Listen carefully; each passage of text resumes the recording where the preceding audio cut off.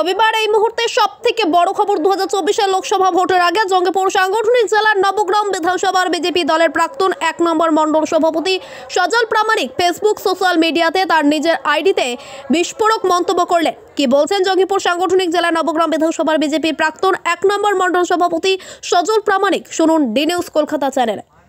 নমস্কার, আমি নবগ্রাম বিধানসভার অন্তর্গত 1 মণ্ডলের প্রাক্তন মণ্ডল সভাপতি।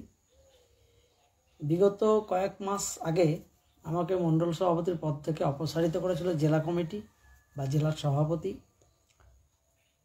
এখানে কাজ হচ্ছে না বা এখানে কাজ এগিয়ে যাচ্ছে না মণ্ডলে, তার জন্য আমাকে অব্যাহতি দিয়েছে পদ থেকে। কিন্তু কয়েক মাস পরে আমি যেটা দেখলাম, আমি যেটা বুঝলাম, তাতে এইটুকু বুঝতে পারলাম কাজ এগিয়ে যাচ্ছে না, তার জন্য অব্যাহতি নয়। অব্যাহতি হচ্ছে একটা জিনিসের জন্য, সেটা হচ্ছে অর্থর বিনিময় হয়নি বা আমি অর্থ দিতে পারিনি বা আমাকে অর্থ চাইতে পারিনি। দীর্ঘদিন কাজ করার সুবাদে আমি অর্থ আমার কাছ থেকে চাইতে পারিনি যে এই অর্থ দিলে তুমি পদে আবার পুনরায় থাকতে পাবে। আজ হচ্ছে 31শে ডিসেম্বর 2023, বছরের শেষ। আগামী দিন 2024 স্বাগত।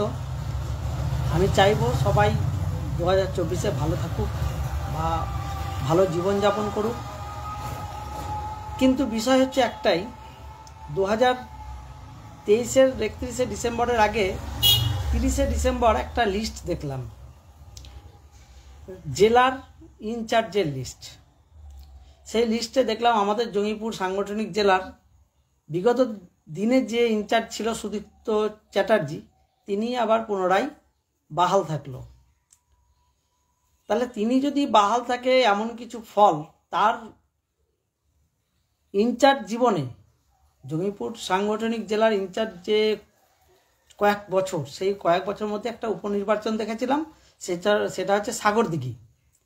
সেই সাগরদিঘির উপনির্বাচনে আমাদের যে প্রার্থী হয়েছিল সেটা হচ্ছে বিগত দিনে তৃণমূল থেকে আসা দিলীপ সাহা মহাশয়।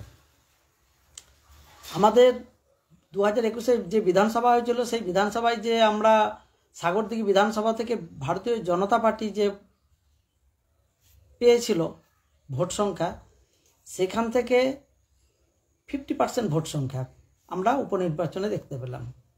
সেখানে কংগ্রেস জিতলো, পুনরায় কংগ্রেসের প্রার্থী তৃণমূলে জয়েন করলো, ছেড়ে দিনের কথা। কিন্তু সেই জেলা সভাপতি, সেই জেলার ইনচার্জ আগামী দিন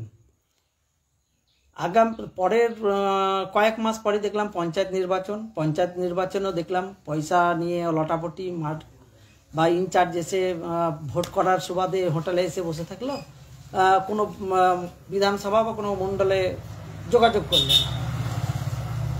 জেলা সভাপতি ঠিক সেইভাবে জেলা পরিষদের প্রার্থীদের মাথা থেকে টাকা কেটে, এই দিক থেকে টাকার গল্প আমি ছেড়ে দিচ্ছি, টাকার গল্প অনেক আছে, ও বলতে গেলে সারাদিন লেগে যাবে।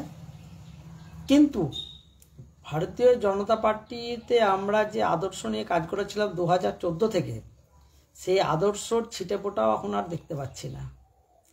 জেলা কমিটিতে পদ থাকাকালীন আর এক জেলার ইনচার্জ হয় কি করে, সেটাও আমাদের জেলা এখন ভারতীয় জনতা পার্টিতে দেখতে পাচ্ছি। বা রাজ্য কমিটির সদস্য হলেই তবে জেলা কমিটিতে ইনচার্জ হওয়া যায়, যেটা আমরা জানি।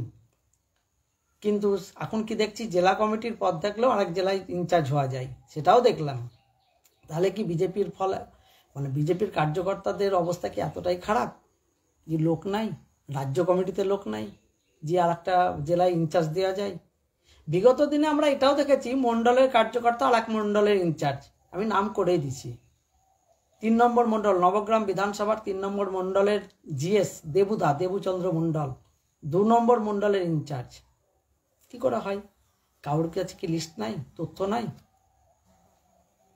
সেই রকম দিলীপ সাহাজি ইনচার্জ হলো একজন সহসভাপতি জঙ্গিপুর সাংগঠনিক জেলার, সে আবার মুর্শিদাবাদ সাংগঠনিক জেলার ইনচার্জ।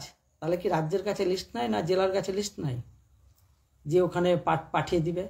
তাহলে জেলার পদাধিকারী একজন আর এক জেলার, তারপর জেলার সে সহসভাপতি, মানে সভাপতির নিচে, সে আর এক জেলার সভাপতির উপরে বসে গেছে ইনচার্জ।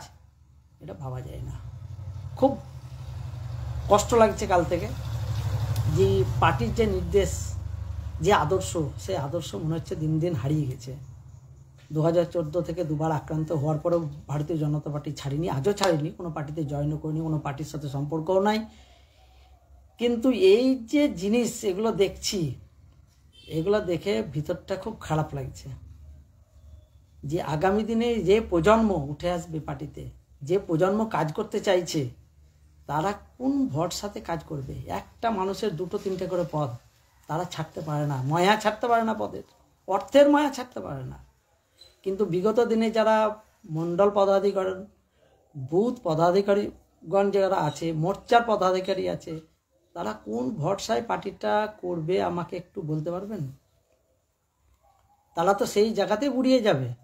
জেলার পদাধিকারী সেই জায়গাতেই থেকে যাবে, রাজ্য পদাধিকারী সেই জায়গাতেই থেকে যাবে। তাই আমি যুব সমাজকে একটাই বলবো, প্রলোভনে পা না বাড়িয়ে নিজের সংসার জীবনে ফিরে যাও। নিজের সংসার জীবনে নিজের সংসার তৈরি করো, ভোটার হও, নেতা বা কার্যকর্তা হতে যেও না। হবে না, আমার মতো ভুল কেউ করবে না আশা করি। আমি যে ভুল করেছিলাম, আবার এটাও দেখলাম আমাকে যে একটা মিথ্যা বদনাম দিয়ে পার্টি থেকে বহিষ্কার মানে অব্যাহতি দেওয়া হলো, সেই মিথ্যা বদনাম হচ্ছে এখানে কাজ হয় না, এখানে মণ্ডল সভাপতি বেরোতে পারে না ভয়ে। কিন্তু আমি জেলা সভাপতি, জঙ্গিপুর সাংগঠনিক জেলা সভাপতিকে জিজ্ঞেস করতে চাই, আপনি যাকে মণ্ডল সভাপতির দায়িত্ব দিলেন, ছেড়ে দেন ওর কথা। ও একা কি করবে? আমি একা কি করব? কি করতাম তখন? কিছু করতে পারিনি, সত্যি পারিনি। যতটুকু পারেছি আমি নিজের সাহসে, দায়িত্ব নিয়ে বলছি।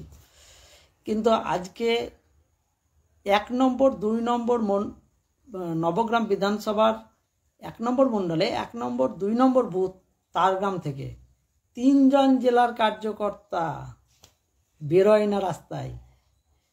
1 জন জেলার সহসভাপতি আর 2 জন হচ্ছে জেলা কমিটির সদস্য। তারা বুথে যায় না, তারা মণ্ডল কমিটির মিটিং হলে পৌঁছায় না। তাহলে কিভাবে একটা মণ্ডল সভাপতি সেই মণ্ডলের ভালো করে বেস তৈরি করবে? সংগঠনের বেস পারছে না। 1 থেকে 49 বুথ, 1 আর 2 নম্বরে যদি পদাধিকারী থাকে, তাহলে বাদবাকি বুথে কি করবে? কেউই যেতে পারবে না। জেলা কমিটি 3 জন, সেও 1 নম্বর আর 2 নম্বরের আছে।